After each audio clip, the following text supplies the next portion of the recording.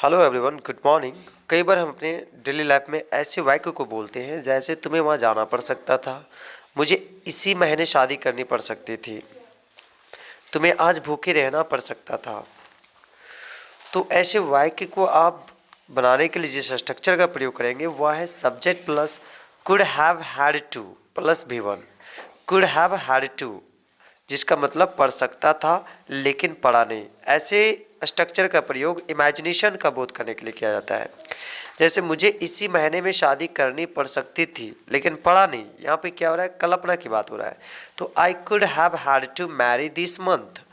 I could have had to marry this month. Don't say I could marry this month.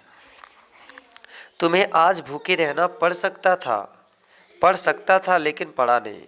You could have had to be hungry today. यहाँ पे B के जगह पे आप remain भी कर सकते हैं।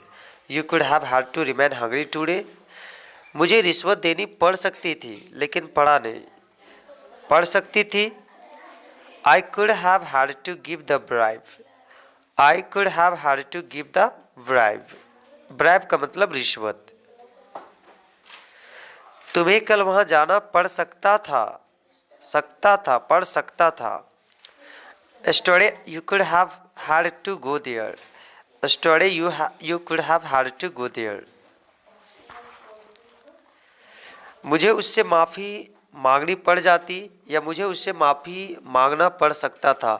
अब यहाँ पे दो प्रकार का सेंटेंस है। पड़ जाती अगर रहेगा तो फिर आप कहेंगे I would have had to apologise to him, और पढ़ सकता था I could have had to apologise to him.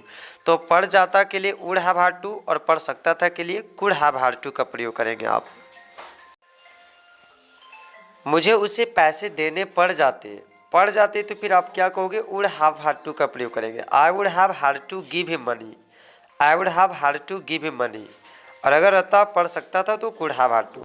तुम्हें उसके साथ जाना पड़ जाता, तुम्हें उसके साथ जाना पड़ सकता था। You have to translate it into English in the comment box.